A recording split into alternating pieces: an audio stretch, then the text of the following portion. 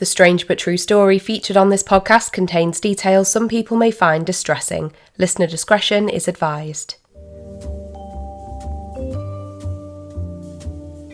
I'm Chyaz Samuel, and things are about to get weird. Well, hello there, and a very warm welcome back to Things Are About to Get Weird. If strange but true stories are your cup of tea, then pull up a chair, my friend, as you're definitely in the right place. On this podcast, I cover everything from unexplained phenomena and bizarre mysteries to wild life stories and, of course, true crime. And it's that very path we're heading down today. The story I have to tell you in this episode has become known as the Angel of the Meadow murder, and it involves a location that I know very well. Before I go any further, I wanted to give a huge apology for this episode going live a few days later than scheduled. As I'm sure you can tell from my voice, I am not all that well. Unfortunately, the plague finally got me. I'm currently quarantined in our spare room after testing positive for COVID. I have been in the spare room now for an entire week. I'm recording this on Sunday and I'm hoping to get it live on Sunday as well. So please do bear with me. I know I don't sound brilliant, but I'm determined to push through and get this episode recorded and finally live within the correct scheduled week at least. So with all of that said, this story has some incredibly strange elements to it, and after learning more about the case, I knew I had to cover it. It's actually become quite close to my heart. Just a warning that this story is pretty heavy, and it does contain references to sexual assault and briefly notes the murder of a child, so please do be warned that it does get rough. Okay, with that disclaimer given, allow me to set the scene for today's story. I've mentioned my connection to Manchester a few times on this podcast, and until moving to Cheshire earlier this year, I'd actually lived in Manchester city centre for almost 10 years. It was an amazing time to be in the city, and so much changed during that decade. I mean, parts of the city are unrecognisable from when we first moved there, and it will always be one of my favourite places in the world. When we first moved to Manchester, we rented a little apartment in a place called the Green Quarter. It's only a short walk to the heart of the city, and for the 3 or 4 years we were there, we really loved the area. If you're familiar with Manchester, you'll know that the Green Quarter is surrounded by landmarks like Victoria train station, the building we all still refer to as the MEN Arena, and of course the large Co-op building. The Co-op is one of the biggest brands in the UK. They have convenience shops selling food and other groceries, and they also have branches of the business that operate in the funeral care, insurance and banking industries too. The brand was originally founded in Manchester back in 1863 and has links to part of Lancashire, which even predate that formal founding. So it's great that the company's headquarters are still in Manchester to this day. Their current HQ is a pretty futuristic looking structure. I always think it looks like a huge ship, but it's made from glass windows. It's really quite impressive. The building was completed in 2013 and it was built on land that had previously been a car park within an area known as Angel Meadow. The land is steeped in history, though sadly this history makes for very grim and distressing reading. The area was actually the subject of a 2016 book by author Dean Kirby called Angel Meadow, Victorian Britain's Most Savage Slum. According to the book's website, the publication aims to take readers on a hair-raising journey through the gin palaces, lodging houses and underground vaults of this 19th century Manchester slum, which was considered so diabolical it was rechristened Hell upon Earth by Friedrich Engels. Step into the Victorian underworld of Angel Meadow, the vilest and most dangerous slum of the Industrial Revolution.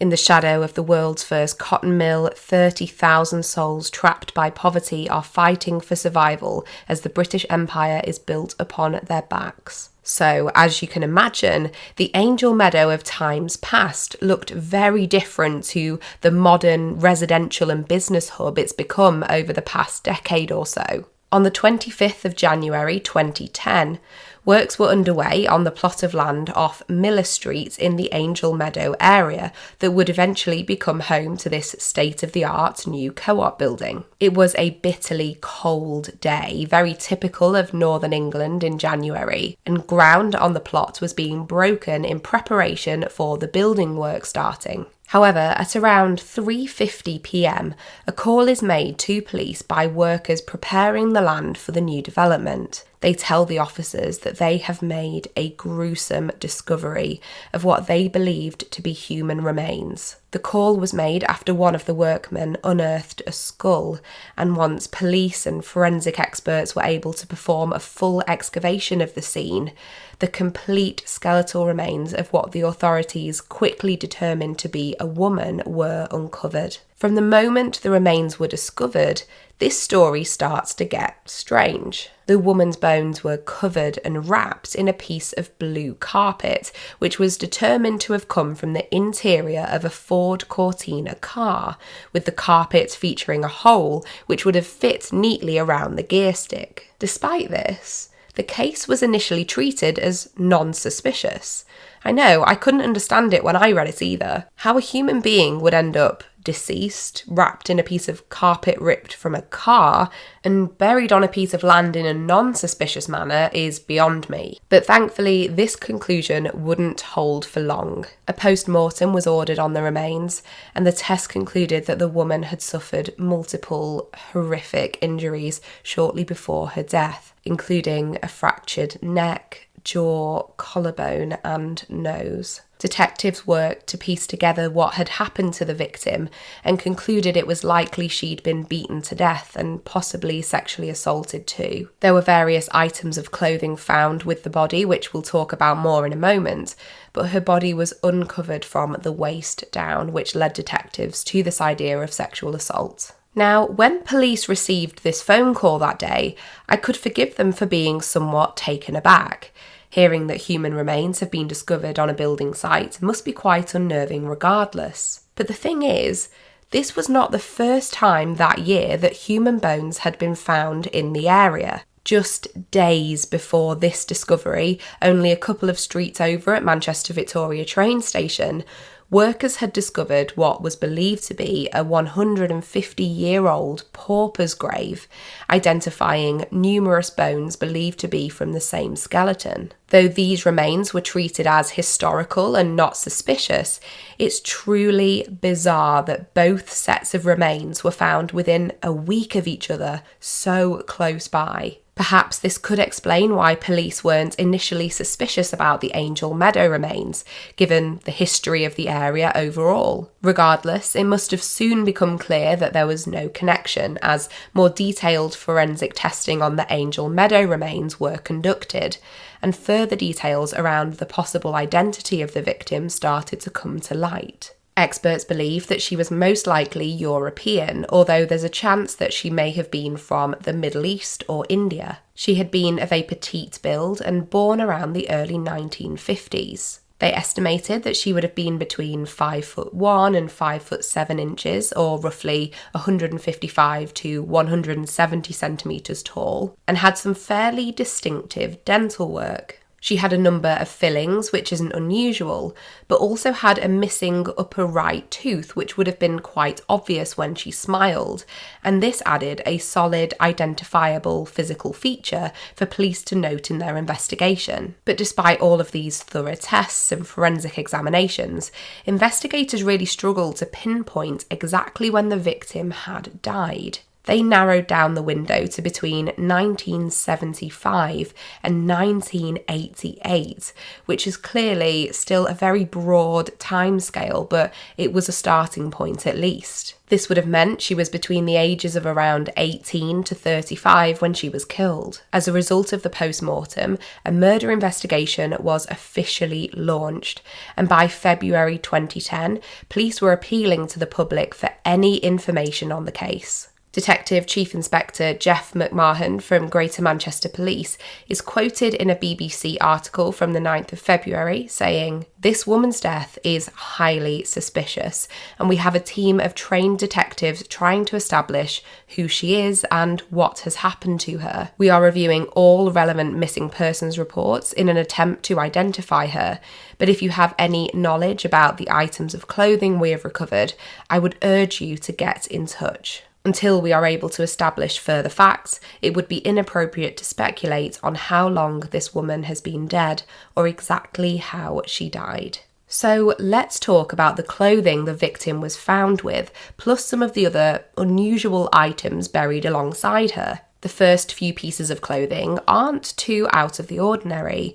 Police found a blue jumper, a blue or green bra, a jacket, and a pair of tights near to her body. They also found a single black stiletto heel, although the matching one was nowhere to be seen, and an empty handbag, which to my mind points to foul play immediately. No one carries an empty handbag, so I would presume that the contents of it were removed to make identifying the victim that much more difficult if her remains were to ever be uncovered. Then we get to the pinafore. When I started looking into this case, one of the things that immediately drew me in was that police have actually released photographs of this incredibly distinctive, very 1970s style green pinafore dress that was found alongside the body. I'll be sure to post the photograph on Instagram so that you can see it.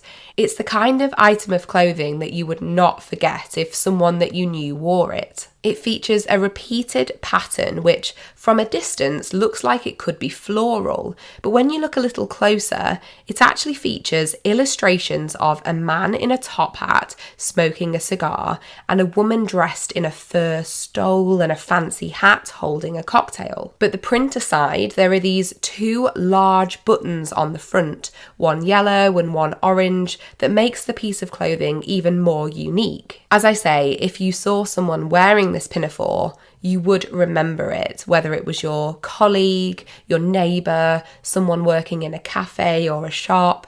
To me, it's such a distinctive and solid piece of evidence. Although the trouble comes when you remember that her body was found in 2010, and she was presumed to have died anywhere between 1975 and 1988. As distinctive as this piece of clothing is, on the other hand, people's memories do fade, so it makes things difficult. One other item located along with the remains was an old piece of Guinness memorabilia, Guinness as in the beer, dating back to the late 1960s, assumed to be from a pub. There's a photo of this available too. It looks to be a plastic sign, almost like a plaque, and it's just a really bizarre detail in this story. It's described in a BBC article as being part of an old Guinness measuring chart, but I struggle to find out what that actually was. From the photo, you can clearly see the Guinness logo, but it's apparent that the sign had been completely buried alongside the body as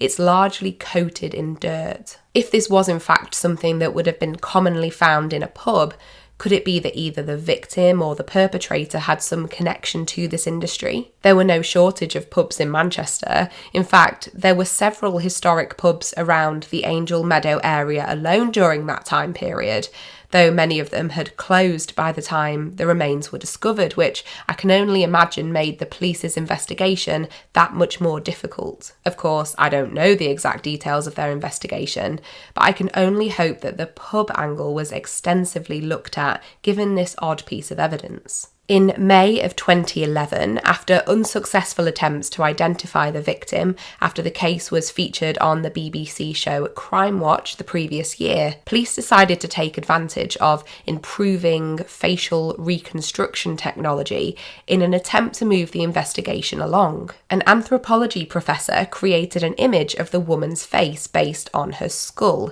and this new visual was broadcast on Crime Watch in the hopes that someone might recognise her. Detective Chief Inspector Joanne Rawlinson of Greater Manchester Police said, "This is the first time we've been able to visualise what this woman looked like, and I want the public to look closely at the image and facial reconstruction to see if you recognise or remember her." It is vitally important that we identify her to give some closure to her family, but also help us to investigate who killed her. She was the victim of a violent physical and possible sexual assault, and I am determined to find out who she is and who killed her. Though after the episode was broadcast, police did receive some promising leads from the public, they were ultimately not found to relate to the Angel Meadow victim. Along with this, it was revealed that in addition to the Ford Cortina carpet, 2 other pieces of carpet were found with the woman's remains,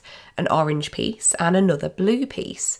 I found this really odd, firstly because this differed to the initial reports of the crime scene, but also because it challenged my thoughts as to what could have happened when the victim was killed. Initially, I thought it was perhaps a crime of opportunity and took place with minimal planning, so the killer had wrapped the victim's body in the nearest thing they could find, i.e. the carpet from their car. But learning that there were other pieces of carpet with the victim switched this up in my mind and made me wonder if it was more premeditated and that the killer had sourced materials ahead of time which they could use to cover the body. It's just my thoughts, of course, but when there's so little information to go off in a case like this, I feel that all available evidence becomes that much more important. Now, at the same time as commissioning the facial reconstruction image, police were actively working to try and identify their Jane Doe using DNA testing. Initially, dental record testing was done to try and establish whether the victim was one of 3 missing local women. Helen McCourt, who was murdered in 1988 by pub landlord Ian Sims, but whose body has never been found. Zoe Simpson, who went missing from nearby Longsight in 1996, and Helen Sage, who disappeared from another nearby area called Rusholme in 1997. However, the testing confirmed that the remains did not belong to any of these missing women, and police went on to say that they were looking at around 400 additional cases to see if a DNA match could be made. One moment of positivity in this dark story actually came out of this deeper investigation, as during the course of their inquiries, police say they reunited 6 missing people with their families and located a further 46 women who I presume were listed as missing. But still, no news about the identity of the person who would come to be referred to as the Angel of the Meadow had come to light. Questions were soon raised about whether her death could have been connected to any known killers who were active around the area during the time she was thought to have been murdered. There were 2 notable suspects. Firstly, serial killer and sex offender Peter Tobin, whose name you might have heard recently as he actually died last month in October 2022.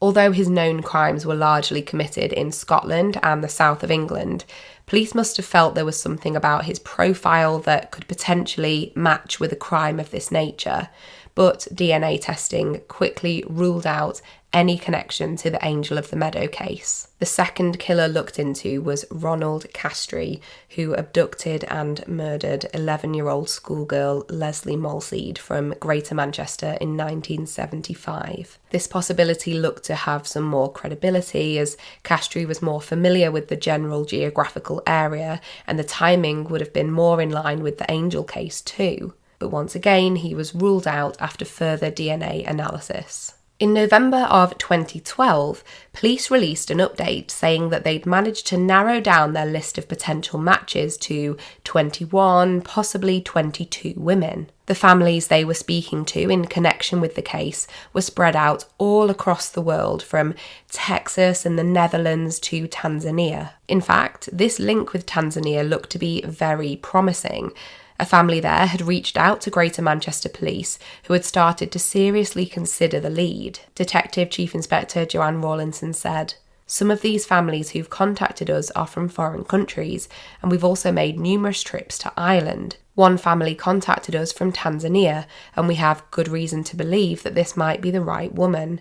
However, we are having trouble obtaining DNA samples from the authorities over there, and these issues can be problematic." I wish I could tell you that the police forces were able to work it out and get hold of the necessary DNA samples, but it looks like either no progress was made on this front, or it was and a match wasn't found in this instance.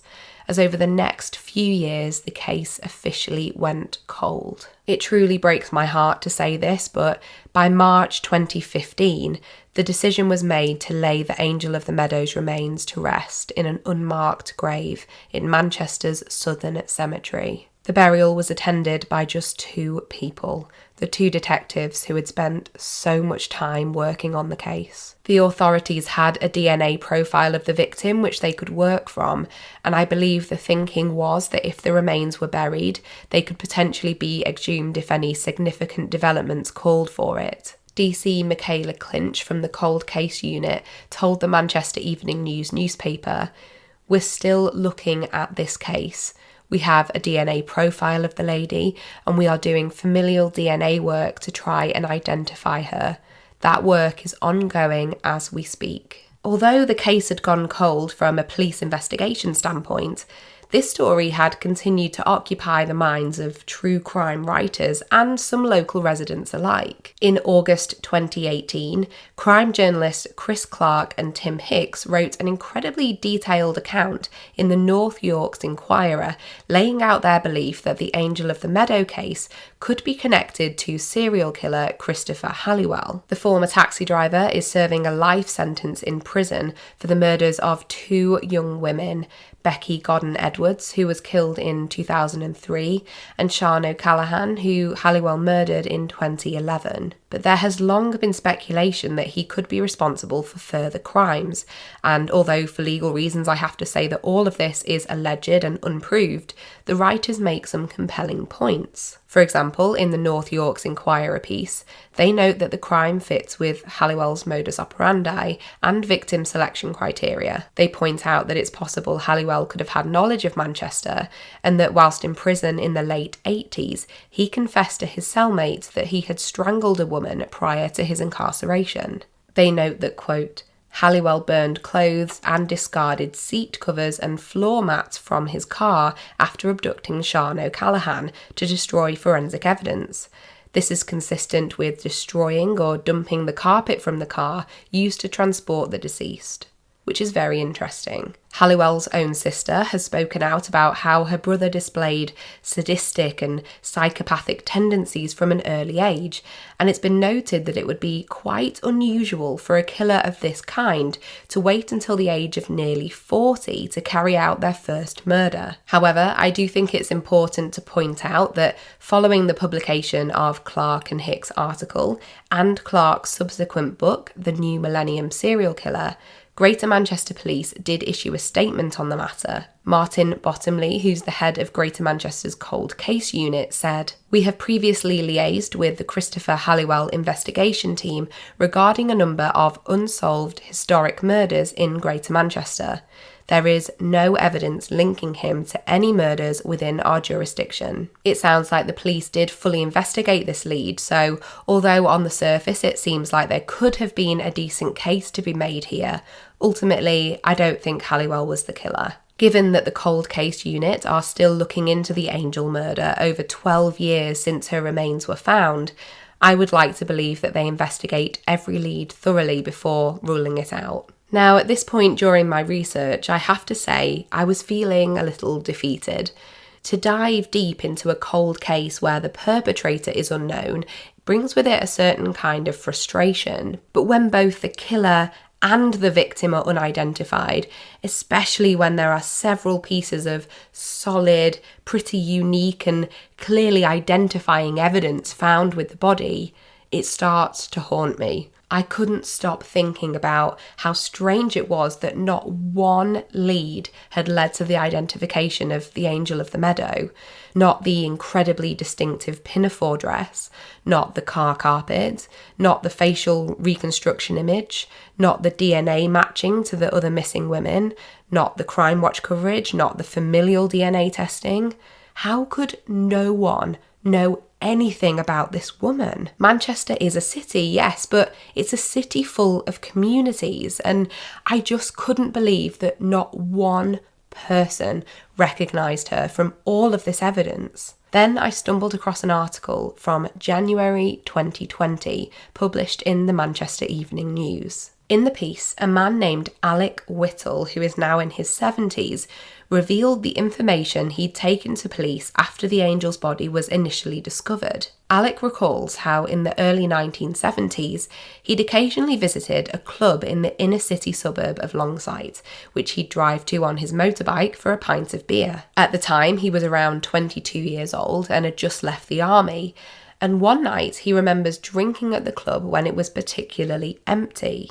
Alec recognised the barmaid from his previous visits and had taken somewhat of a shine to her. However, their conversation on this occasion would not be a pleasant one. The barmaid disclosed to Alec that she had some pretty severe bruising on various parts of her body and actually unbuttoned the neck of her shirt to show him the bruises on her shoulder and neck. In the article, Alec says, "She started talking straight away. She showed me what had happened to her. She showed me all these injuries down her face and shoulder. She said she had no relatives here. I wanted to help her. I wanted to take her home to my parents' house, but she refused and said she couldn't. I told her that nobody had the right to do something like that to her. I wanted to take her away on my motorbike." The article goes on to quote Alec as saying, "We were talking and I said nobody had a right to do that to her. Then this bloke came up and she told me to shush and sit down." This interaction haunted Alec for decades until he heard the details of what was found along with the Angel of the Meadows remains. Alec remembers the pinafore in detail. He says he specifically recalls it being hung up by the bar and that it features what he called a Great Gatsby pattern, which, when you see the photo of it, makes absolute sense. The thing is, he didn't just have a vague memory of it, he actually used to doodle and sketch the pattern, so it was very much firmly lodged in his mind. And I'm sure it goes without saying at this point, but Alec is convinced that the frightened barmaid he spoke to that night is the Angel of the Meadow. Interestingly, Alec noted that she didn't look anything like the facial reconstruction image and that she was actually very attractive. It is widely accepted that these reconstructions are just approximate, and as the angel's skull had been buried for so long, they only had the bare minimum to work with. So to me, it feels entirely possible that it wasn't all that accurate. Alec also said, "She said she didn't have any relatives here. She was not local, but she sounded English or maybe Dutch, but not Mancunian. I do regret not reporting it to the police at the time, but I thought I could have got her in trouble, and I certainly didn't think it would go any further." To me personally, the other clear piece of evidence is, of course, the Guinness sign. The lady who Alec is convinced is the Angel of the Meadow worked in a bar. Could the sign have been used as some kind of weapon? Was it a possession of hers that she had on her, taken from her place of work? Now, police say they fully investigated this lead provided by Alec at the time, but sadly, once again, nothing further came of it. I know. The detectives have said that they'd be happy to look into any additional information that he'd be able to provide, but I'm afraid to say that it wasn't taken any further in an official capacity. For me, God, I wish I had access to the police files on this, as I would love to know why Alec's information didn't lead anywhere, because I can't help but feel there could be some real answers there. I'm certainly not questioning the detectives' abilities or the investigation. It seems like they are very committed to this case. It's just yet another strange twist in this story. The fact that he remembered the exact pinafore, the fact that this interaction took place just a short car journey from Angel Meadow, and we know that there was likely a car involved due to the carpet, and of course with these awful circumstances of the barmaid revealing the abuse she'd been suffering, yet another lead goes cold. And I'm so sorry to say that at the time of recording this in November 2022, the Angel of the Meadow has still not been identified, nor has her killer. I do, however, have one positive thing to share with you in the wake of this incredibly dark story. I stumbled across a post on a blog called Mouse House Life, and I have no shame in telling you that I burst into tears.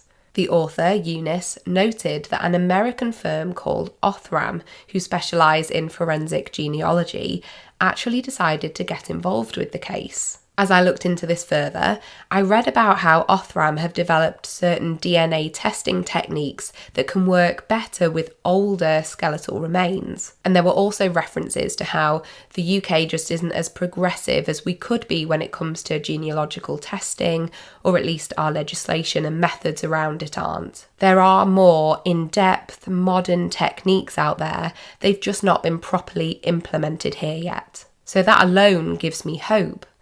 But what really got me is that Othram, along with the Facebook community page Unidentified and Missing People, they got the Angel of the Meadow a proper headstone. It was completed and put in place in 2021. It's a shiny black headstone with elegant gold writing that reads, "In memory of Angel of the Meadow, found 25th of January 2010. And the hope is that one day the stone will be able to be updated and engraved with her real name." Well, the very first thing I wanted to do at the end of this episode is reinforce that although this case is cold, Greater Manchester Police are very much still open to receiving any information that could help to identify the victim or her killer. I know that some of you listening are local to Manchester and may have older relatives who lived in the area during the 1970s and 80s. I'm going to put all of the photos that are available in this case on Instagram, Facebook and Twitter, including the pinafore dress and the facial reconstruction image. If you could show them to anyone you know who might have even the slightest chance of recognising them, that would be incredible. I know it's the longest shot in the world, but whilst this story has some odd details woven through it, I believe the strangest thing of all is that in 2022, the angel is still unidentified. There has got to be an answer. I will leave the most recent information I could find in the show notes in terms of how to get in touch with police should you or someone you know have any information. A quick shout out to the sources which helped me put today's episode together. There were several fantastic articles from the Manchester Evening News, one from 2010, another from 2020, and most recently from August 2022. The BBC News website was also very helpful, specifically 2 articles from 2010 and another from 2011. There was the website angelmeadowbook.com, dnasolves.com, and the Mouse House Live blog. Given that it has now been 12 years since the remains were found, I find it encouraging that a number of these sources are dated within the past couple of years. It means the case is not being forgotten. As always, a huge thank you for your recent ratings and reviews. I've noticed a few come in the past week, and they have certainly helped to perk me up while I've been self-quarantined with COVID. I'm so grateful. And I think it goes without saying that I would very much love to hear your thoughts on this story. So please do get in touch. A quick run through of how you can do so. On Instagram, the handle is @thingsgetweirdpodcast. And on Twitter, it's @abouttogetweird. You can also email me at thingsgetweirdpodcast@gmail.com too. We also have the Facebook page and the discussion group. So if you search Things Are About to Get Weird on there, you'll find both of those. I will be back as usual with a new episode on Wednesday, hopefully sounding a little bit better. But until next time, take care of yourself and others and keep it weird, but the good kind of weird.